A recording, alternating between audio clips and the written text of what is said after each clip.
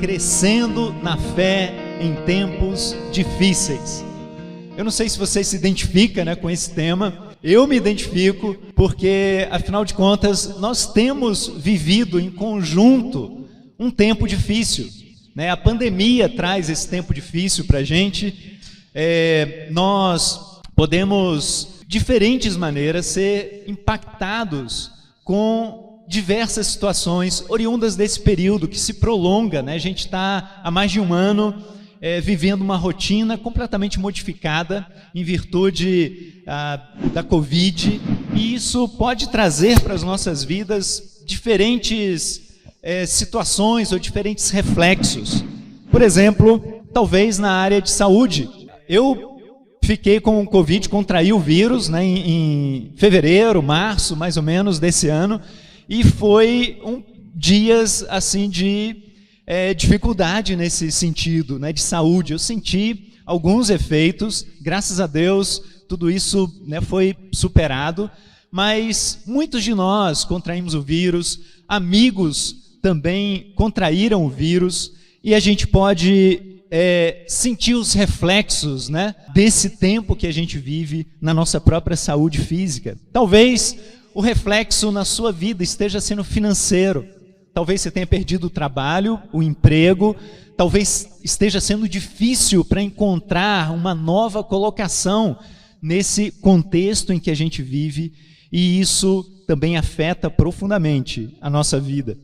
Pode ser que seja emocional, né? São tantas notícias, são tantas coisas. Às vezes a gente vê o sofrimento de pessoas queridas, muito próximas de nós, e isso pode se refletir em algumas coisas como ansiedade, como depressão, e talvez seja isso que você esteja sentindo nesse período. Talvez seja relacionamento. Os relacionamentos podem estar distantes, ou às vezes a gente sente isso, né, no nosso coração, o distanciamento das pessoas, e alguns são mais relacionais mesmo, né? Alguns sentem a necessidade de estar próximos, de estar mais conectado fisicamente até, de poder tocar, de poder abraçar. E com o distanciamento, a gente sente esses reflexos emocionais na nossa vida. Podem vir crises de significado, crises de sentido da vida, mas o fato nós passamos por tempos difíceis, por dificuldades na nossa vida. E a gente não pode acreditar isso apenas à pandemia. Isso é um bom exemplo, porque todos nós estamos vivendo uma situação parecida, que traz reflexos diferentes, mas é um mesmo contexto na nossa sociedade. Mas se não fosse pandemia, quando a pandemia passar, as dificuldades vão continuar na nossa vida. Nós continuaremos vivendo como já vivemos ao longo da história da nossa vida, momentos difíceis, tempos difíceis. Isso é assim por causa da condição humana. E a Bíblia traz muito a respeito disso e nos ajuda a enxergar completamente por que essas coisas acontecem. Mas não apenas isso. A Bíblia não apenas nos mostra por que tempos difíceis se abatem sobre a vida de cada um de nós. A Bíblia também fala de uma direção. Ela nos aponta como podemos lidar da melhor maneira possível com esses momentos difíceis que advêm sobre as nossas vidas. E aí, uma pergunta que eu queria levantar, né, diante de tudo isso, é exatamente essa: qual será a visão de Deus sobre os tempos difíceis? Como nós podemos construir a nossa fé, ou como nós podemos crescer na nossa fé em meio às maiores dificuldades que nós enfrentamos ou que nós enfrentaremos na nossa vida? E é muito interessante quando a gente se esforça no sentido de deixar a nossa concepção meramente humana ao analisar essas situações. É tão importante haver um desejo no nosso coração e um esforço no nosso coração de irmos no sentido de captarmos a perspectiva de Deus a respeito de temas como esse.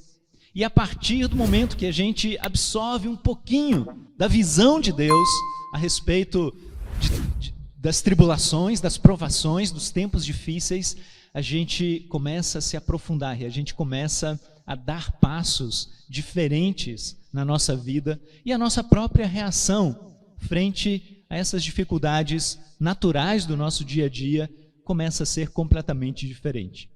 Vamos ler então, acompanhe comigo Tiago, capítulo 1, e a gente vai usar essa escritura como base, como introdução aqui da nossa série. Tiago 1, versículos de 2 a 4, a Bíblia fala assim: Meus irmãos, considerem motivo de grande alegria o fato de passarem por diversas provações, pois vocês sabem que a prova da sua fé produz perseverança, e a perseverança deve ter ação completa, a fim de que vocês sejam maduros e íntegros, sem lhes faltar coisa alguma. Eu queria, junto com você, que nós pensássemos em algumas palavras aqui desse texto. Algumas delas parecem até muito distantes umas das outras. Por exemplo, as duas primeiras palavras que eu queria analisar junto com você é alegria e provação. Quando a gente ouve pela primeira vez, ou quando a gente ouve essas duas palavras de uma forma mais desconectada, de repente o que pode surgir no nosso coração assim de imediato não tem nada a ver uma coisa com a outra. Como eu posso ser alegre? Como eu posso estar feliz em meio à provação? Provação para mim se conecta com tristeza, com angústia, com aflição, mas jamais poderá se comunicar ou se conectar com alegria.